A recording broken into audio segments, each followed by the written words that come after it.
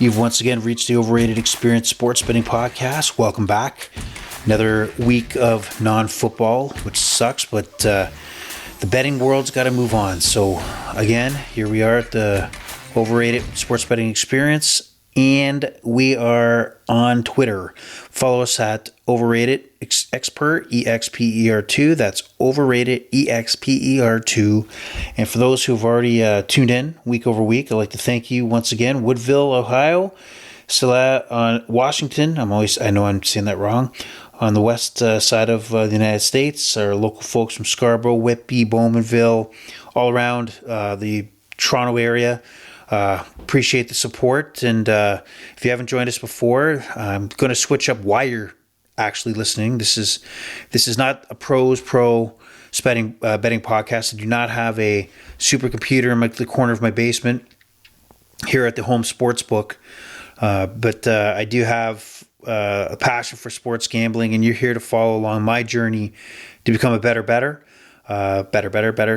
That's kind of a tongue twister there, but that's the idea. I'm a square better. It's going to give you my opinions on everything related to a lot of sports, a lot of sports takes, a lot of picks, and I'm going to tell you right off the bat, there's a lot to learn, a lot to digest, a lot of sports, a lot of philosophies, and I want you to join me on a weekly basis so we can kind of run through them all, and especially in the new world we live in where the sports betting market has exploded due to legalization in most states in the United States, not all, most states, but also a lot of, Canada, some of our provinces, not all yet, even though they have the ability to do so, are also open for business, and we have a lot of new folks that have joined and have never done this before, and we want you to kind of come along for the ride, and hopefully you'll learn something, and maybe I'll learn something from you. So that's what the Overrated Experience Sports Betting Podcast is, and we'll kick it off to talk about some of the news and notes of the sports and sporting world and my takes on them. Like them or not, if you don't like them, that's what Twitter's for. So we'll get started. So tomorrow, which is going to be the first day of spring training for Major League Baseball, which can't come soon enough. I think with football season done, we want to see some more afternoon action, more evening action, day-to-day action. And that's what MLB does give you. You got to look at a lot of things like pitcher matchups, and it's just starting now. You can, if you want, bet on the actual spring training games. I know there's an audience out there that likes to do that. I'm not one of them necessarily, but then again, on a Saturday afternoon, there's nothing going on, you're sitting on the couch, you might throw a few dollars on the over of a Texas Ranger Pittsburgh Pirate game. Who knows? So that kicks off tomorrow. 2 games in the majors, and just some related to Major League Baseball notes. Something that really, as sports bettors, we need to keep an eye on, especially at the start of the year, to potentially take advantage, and that is the major rule changes that are going to be implemented. I won't go too much into them, but just a high level, 30,000 feet above for Major League Baseball, there's going to be a pitch clock and there's going to be a hitter's clock. So that is going to radically change the approach that potentially how... I don't know how that's going to affect. Apparently, it was well received in the minor leagues. We'll see what happens here. At the end of the day, the game's got to change. It's got to evolve, and there are too many players sitting outside, as a batter outside the batter's box, and just screwing around with their bat, screwing around with their gloves. And I don't understand how you can have 35,000 people watching you and not have any sense of urgency to kind of move the game along. It's at a snail's pace right now, so I don't mind trying it, seeing what happens with the clock. But add in the increased size of bases. So take a look on Twitter that the bases on the base pass are much bigger, and hopefully that reduces the number of replays that need to take place from tags and where's the hand, and it's hard to kind of understand what's going on in collisions. So that's included. But one of the major shifts is literally a shift or lack of, and that is the banning of the shift. So how will this reflect on the lines? I mean, there's a lot of changing here. Will this change the way hitters approach, pitchers pitch? Is it more runs, less runs? we don't know. Like, and this is kind of where we want to take advantage of, you kind of really want to sit on, you maybe listen to a few folks out there and decide maybe that hammer the overs right away, or hammer the unders. I don't know, or hammer the whatever props. But right now, you got to kind of keep that in mind, that there is going to be an impact to the game, and all the logic in the last few years and all the data put in these supercomputers has been spitting out information that has accounted for the shift, has accounted for many of the rule changes that are not the rule changes that have not been implemented. So there could be some money to be made there. So pay attention. Other Major League Baseball news: Manny Machado, San Diego Padres superstar, already, and this is a nice problem to have, 10-year, $300 million contract. He's kind of midway through it. And he's made note that he's going to test free agency out, and he's going to opt out of that contract, as he has the right to do. Now, hey, Manny being Manny, you opt out all you want. If there is a Major League Baseball team that is going to sign Manny Machado to more than 5 more years in his 30s and pay him the more than, the $300 million, or the kind of the yearly over $30 million plus, then I don't know what history is going to tell you. Look at Albert Pujols going to the Angels, just not good. I recall in Blue Jay land where Batista was going to Jose Batista, superstar for the Blue Jays back in the day, was making rumblings that he wanted to be paid that kind of money at plus 30, and thank God they didn't, because he fell off a cliff. And after a certain age, whether the skills go, the body breaks down, unfortunately. So Padres, good luck with that. But if any other team decides to jump in and sign him to an 8-year contract, you're stupid. Just put it out there right now, you're stupid. So warning from the Overrated Experience Sports Betting Podcast. So you are dumb and should fail and finish last. So that's my warning to you. On the news front, NHL, Toronto Maple Leafs made a big trade on Friday of last week, picking up Ryan O'Reilly, Stanley Cup champion with the St. Louis Blues. A lot of debate around the city is, did they give up too much? They had to give up a first-round draft pick and a second-round draft pick. It's just the Maple Leafs are built to win now. The window of time is very short. I was a proponent to keep their first-round pick so the covers do not get bare too much. However, I think this is a move they had to make. The Ryan O'Reillys of the world is the type of player they had to add to the mix. So win or lose, that was the right play, and we'll see how it turns out. But Ryan O'Reilly, a Leaf, already scored a hat trick in his third game against the Buffalo Sabres. So he's on fire. So we'll see where that goes, and go Leafs go.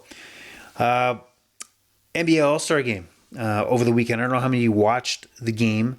I walked through the rules. I did. So I walked through the rules of the matchup, and each quarter starting at 0, and the fourth quarter starting with no time limit. And Giannis's team beat LeBron's team.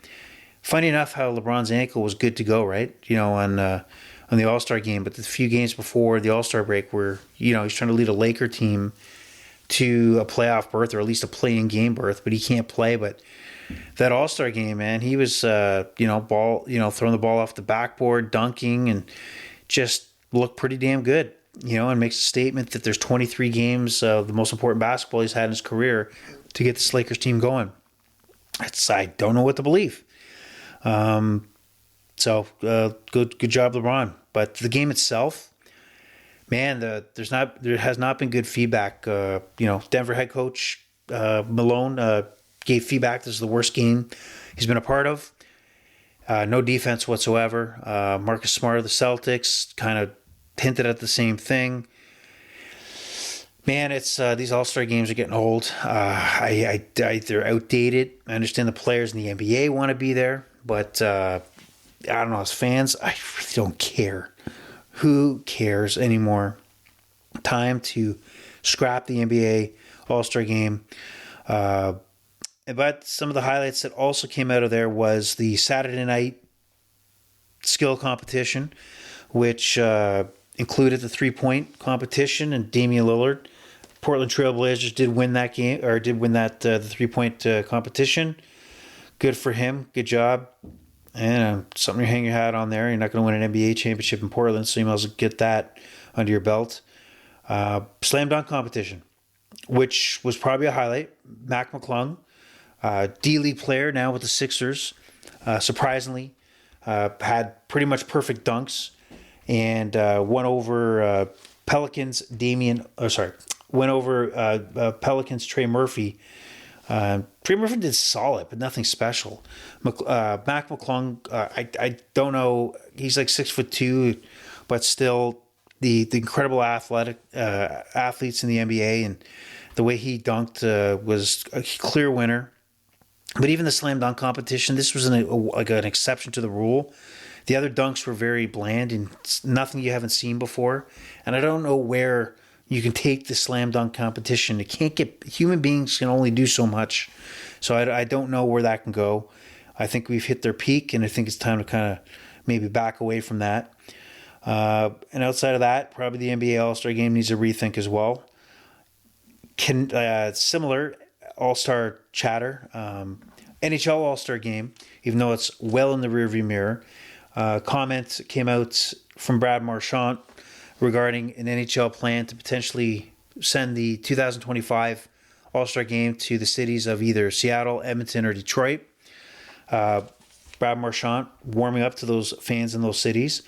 Talked about can't wait to see how many guys boycott that game.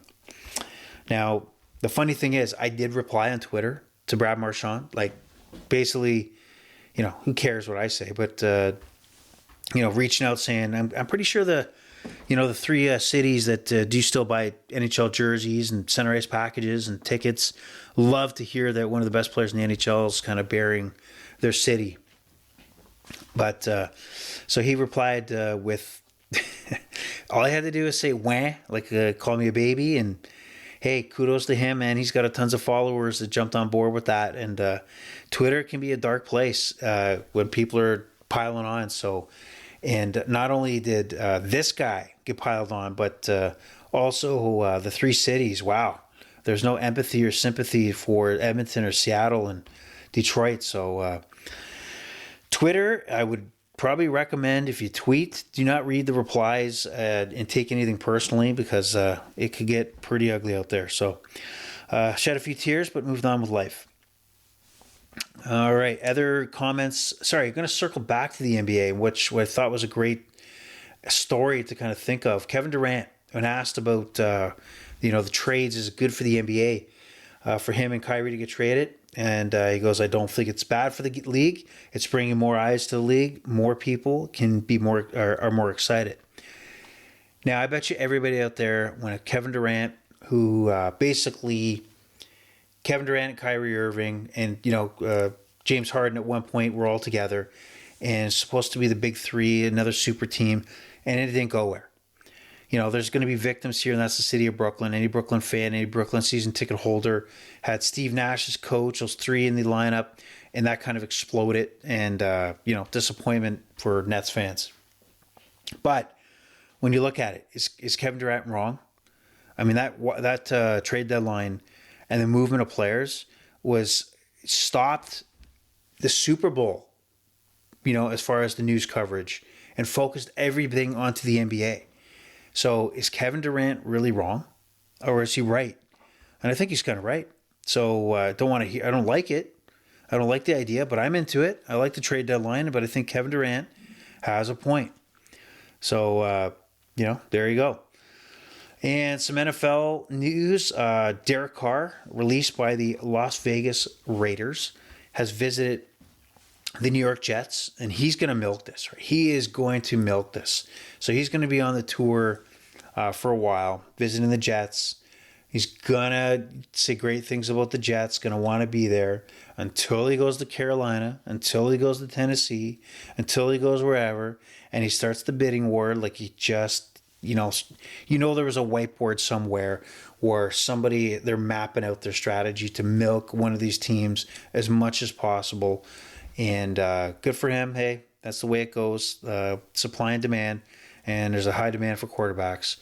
And speaking of quarterbacks, a couple other news items. Aaron Rodgers, apparently, who is in deep thinking in a dark place or whatever retreat he went on to kind of think out his future of his career, was apparently out now and maybe close to deciding if he wants to be returned to the Packers, be traded from the Packers, retire, whatever it is. And I'll tell you right now, it's either going to be I want to stay with the Packers, which I don't think the Packers want him back, and or be traded. There's no way that retirement's going to happen. One, and I think you've probably heard the story, that if he retires now, he's going to be in the same Hall of Fame class as Tom Brady, which he doesn't want. He wants that attention. And attention is his thing. I think he will fade off into the sunset. Not that long. He'll be back in football once his days are over. I don't think he can handle that I'm Aaron Rodgers, quarterback of the Green Bay Packers, to I'm Aaron Rodgers, average citizen. It's not going to happen. So he's craves attention. He's going to get it. And reports that Lamar Jackson is asking for more guarantee money than Deshaun Watson got with the Cleveland Browns. And you know what about that? Good for him. Good for him. Every other sport sets a precedent where, somebody in the NHL, or somebody in Major League Baseball of the same skill set, or a little higher, a little lower, and usually the next contract is better. So why would Lamar Jackson not be on that level to grab that guarantee money? If Deshaun Watson, who hasn't played in a year and a half, until late in this season this year, he hasn't done much.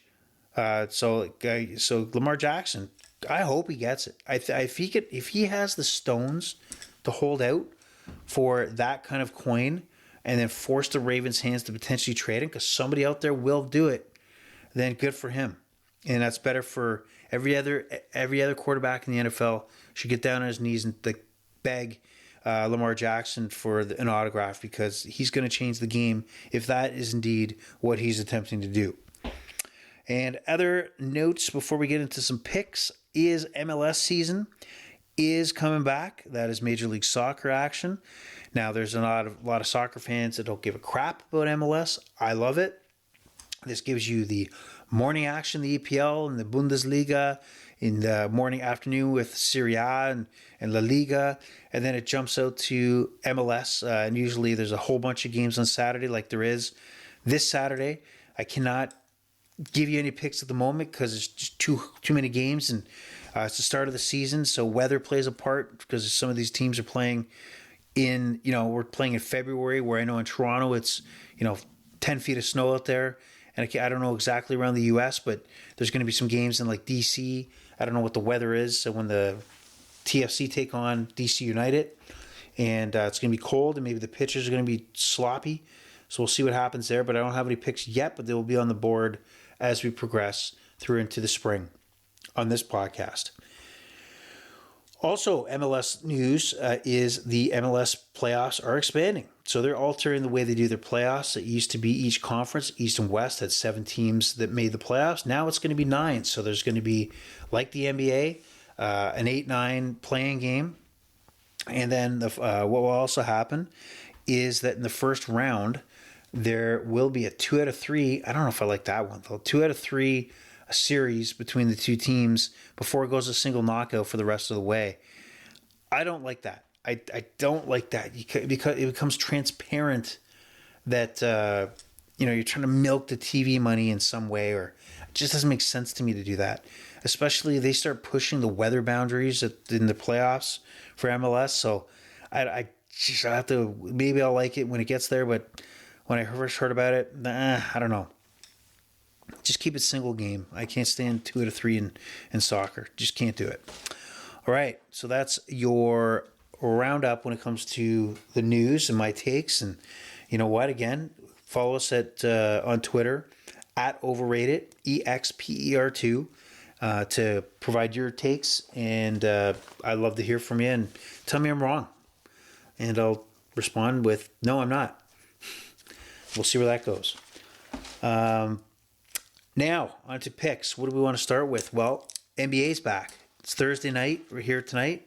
NBA's kicked off. I never thought I'd miss it so much, but I think the NBA is a great, obviously, betting situation. So I am absolutely pumped.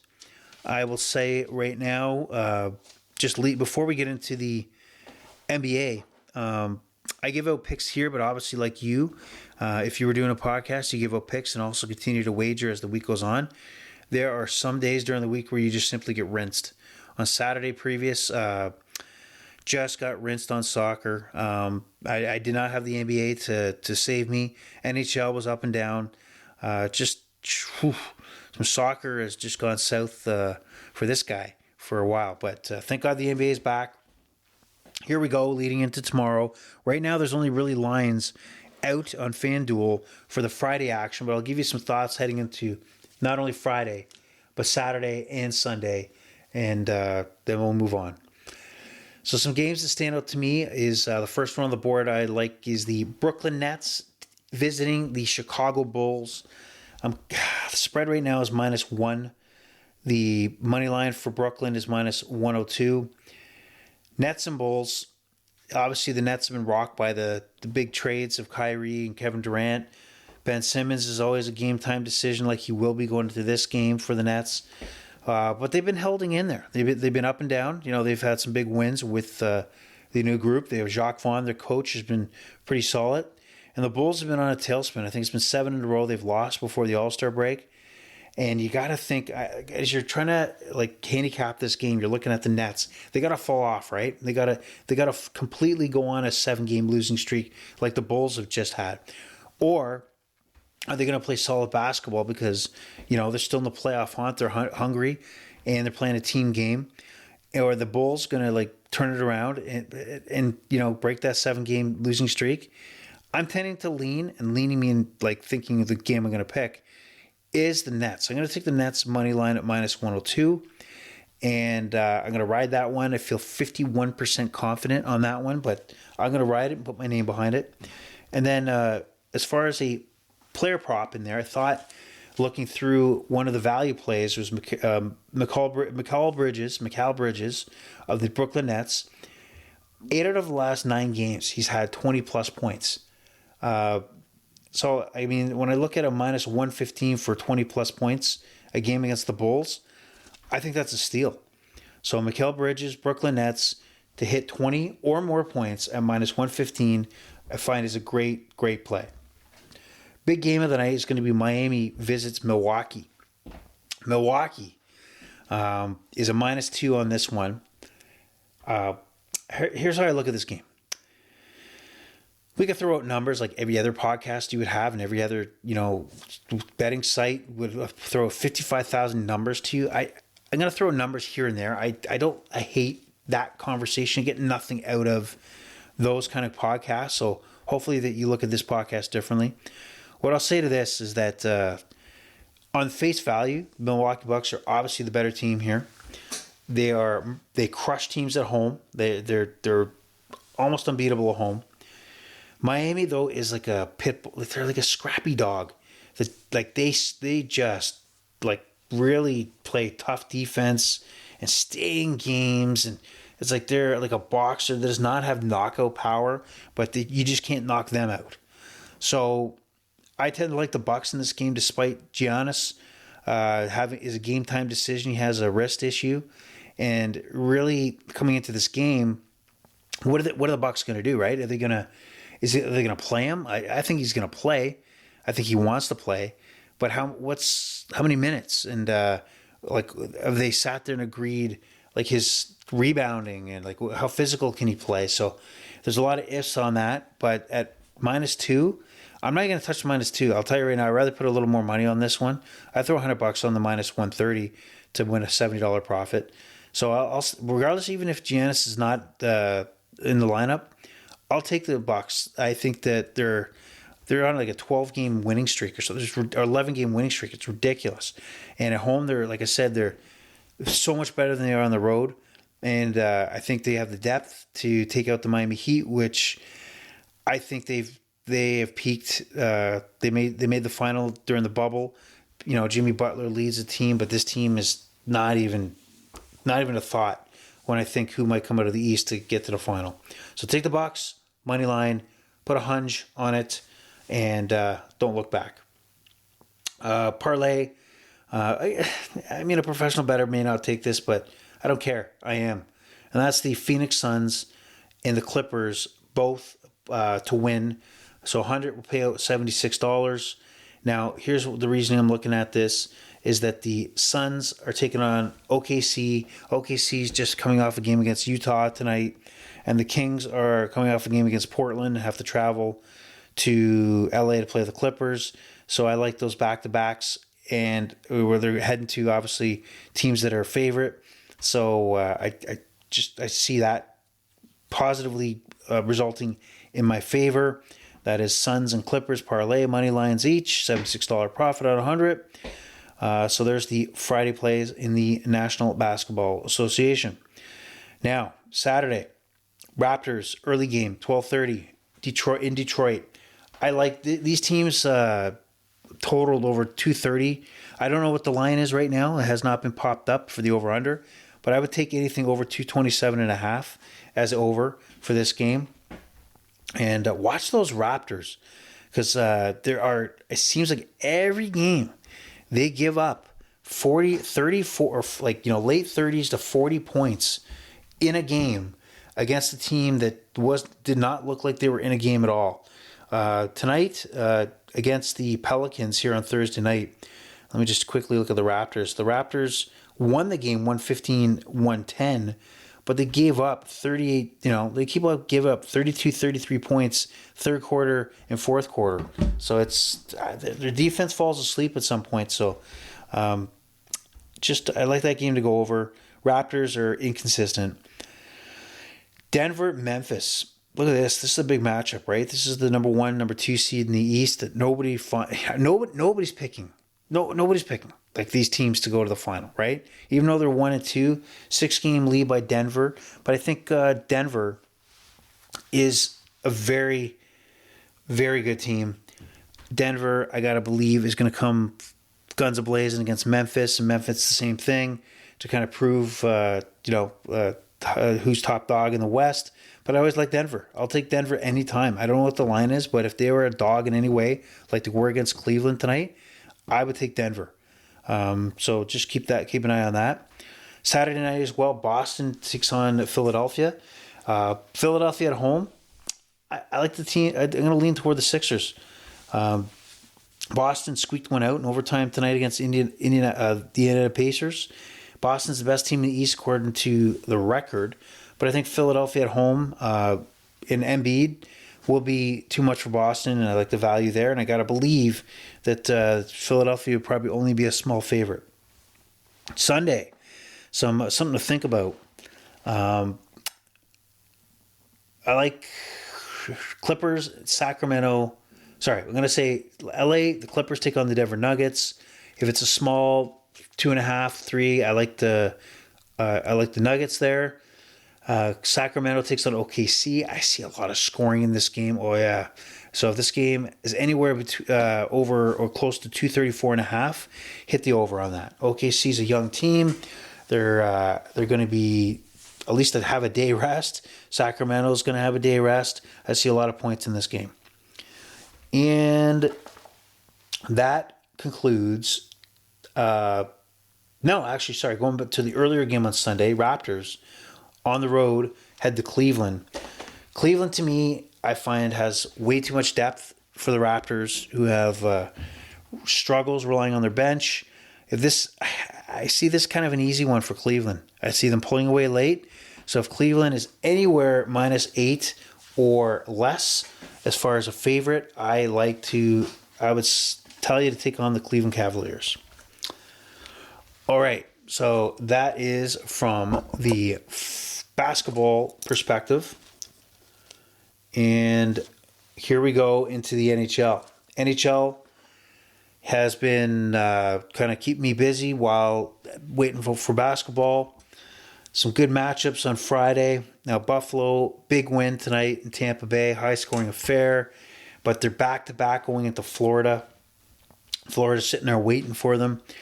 And I like the Florida Panthers to win this game, but I don't like them straight up. I like this as a parlay where you tag Florida and Carolina taking on Ottawa. I can't see Carolina at home losing to Ottawa. Parlay it up, $100 will win you $117. That's the Florida Panthers. And the Carolina Hurricanes parlay 100 makes you 117. Also, that night, the Leafs play a rare Friday night. Toronto Maple Leafs take on the Minnesota Wild at home. Here's the bets I like in this game. I like the props. Mitch Marner is sitting as a plus 180 to have over 2 points, over a point and a half. Mitch Marner had 5 assists against the Buffalo Sabres. He's everywhere. Power plays. I know Minnesota, when you think Minnesota, you think of a low-scoring game. But if the Leafs score 2 goals, there's a good chance that Mitch Marner's involved. Plus 180 is a steal of a value. Also, newly acquired, I talked about earlier in the trade, Ryan O'Reilly. Minus 108 to just get a point. This team is looking for him. They're looking for him to be successful. They're going out of his way to give him ice time, get him scoring opportunities. There is value there. Minus 108, Ryan O'Reilly to get a point on Friday night against the Minnesota Wild. Colorado visits Winnipeg. Right now it's a 5.5. And I know that Colorado has not been filling the net. I know that Winnipeg has not been filling the net.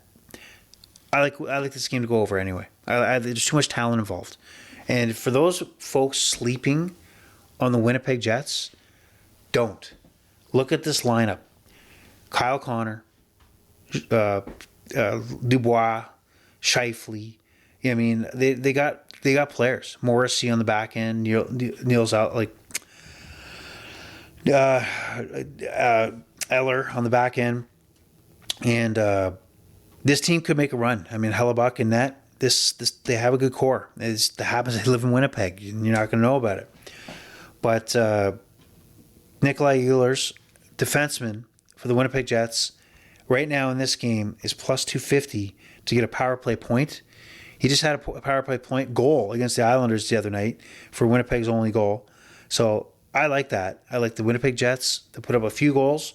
I like the Winnipeg Jets to score at least one in the power play. And I think there's a value that Nicola Ehlers, man, I'm butchering the name. I know the name. I can't remember. I just can't draw a blank right now. So Ehlers will get a point on the power play. There's value there for sure. Now also, going into Saturday, looking at the board, here is 2 teams that cannot score. But one team I think is better than the other. Rangers take on Washington. I don't know how this line will look on Saturday, but you got to think that the Rangers are going to bounce back from 2 straight 4-1 losses. They have way too much talent. Washington, though, can't score. They cannot score. So take advantage of that. They lost tonight against Anaheim, which, damn it, I knew that was going to happen. I didn't put money on it. Or the value tonight against Anaheim was that Anaheim was a plus 1.5 at plus 100, which just sat there and thought, well, I'm going to be the smartest guy in the room to take it, but I don't want to look like an idiot if they lose and piss away some money, and I didn't do it, but that's how it played out. Anaheim wins. Boston, Vancouver. It's the 7 o'clock game. Boston travels to Vancouver. I like Boston to score more goals when they're on the road. I like Vancouver, Boston to be a high-scoring affair. So 5.5, 6.5. I'll take either one of them over. So look out for that. Going into Sunday action, going into Saturday action, we have Edmonton taking on Columbus. I just see Edmonton just crushing the Columbus Blue Jackets. It's an afternoon game. I see Edmonton lighting them up. So I like this game over 6.5. But more importantly, goal and a half, the puck line. Take Edmonton. I just think it's going to be one-sided and an opportunity for Connor McDavid and Draisaitl to put up goals and points. McDavid already has 45 goals. That's insane. So I see that continuing. Sunday, Leafs travel to Seattle. And I got to believe that the Seattle Kraken are going to be the underdogs, but I think this is great value to take on the Kraken over the Leafs on Sunday night. Leafs struggled against Kraken in Toronto month and a half ago. The speed of the Kraken, even tonight watching Seattle against Boston, Boston can adapt. Boston is the best team in the NHL right now, and they can adapt. I would like to think the Leafs can adapt, but I don't think their goaltending is good enough to handle the speed and the Seattle Kraken move fast, especially at home. The puck's movement is just such a high level. It's unique. You don't see this kind of play all the time. It's counter-attacking, multiple passes, quick, fast, and I think it will surprise, and the Leafs will fall behind, and there's got to be value on the Kraken here. So that is the NHL picture. Now we move on to the soccer action, and that is EPL action Saturday morning. Normally we have a 7:30 kickoff. Newcastle was scheduled to play this game. However, because of the League Cup, and the League Cup means that there's an in-season tournament, it's going to take place on Sunday. That includes Newcastle against Manchester United. There will be no 7:30 game, which sucks. Not too sure why they didn't just move one of the games to 7:30, but what do I know? But some of the games that on 10 a.m. Eastern Standard Time to pay attention to, and I think make some money. Leicester City takes on Arsenal. I like a same game parlay in here Leicester City's playing good. They're even though they lost against Man U, they're playing more up tempo, faster paced, and I see this game at least going over 2.5, along with 22 attempts on target and over 7.5 corners. So $100 will pay you $140. I feel comfortable with that big time. A value bet, just value, something to consider. West Ham at home taking on Nottingham Forest. Now, West Ham has been struggling very badly, and they're in the relegation zone. Nottingham Forest just came off a draw against Manchester City. Big comeback there. And right now, when I look at the odds, you have a Nottingham Forest to draw at plus 260 or to win outright in the 90 minutes plus 410. I mean, technically, you could put two wagers, 100 on 260 and 100 on 410 if you feel good about it.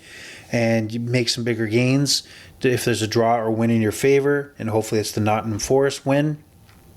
But if you're a little skittish, you could also select the double chance, which is Nottingham to Forest to win or draw, which will be at a plus 100. It might be the safer play and probably the right play.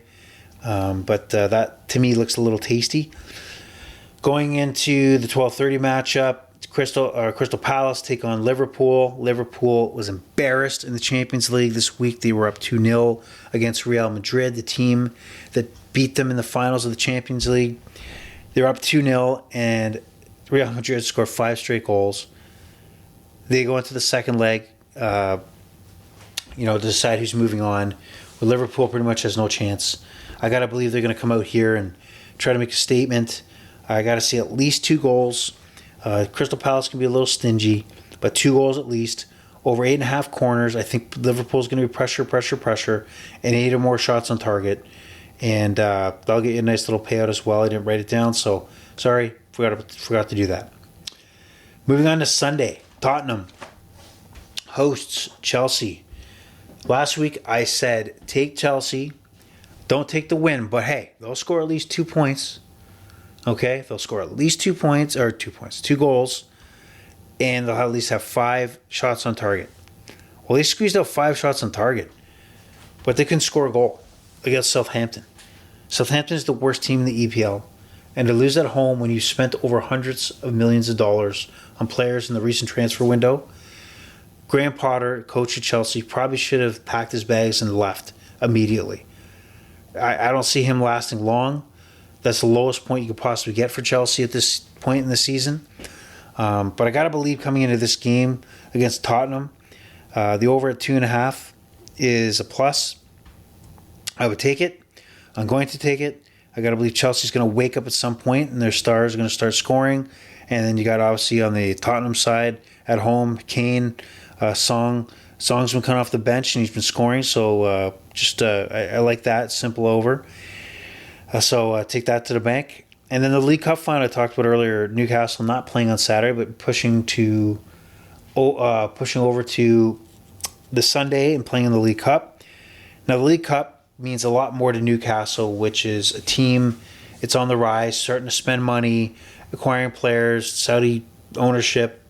I think having this trophy is a lot more important to them than it is Manchester United. So I think there is value at plus 136 that Newcastle wins the trophy here.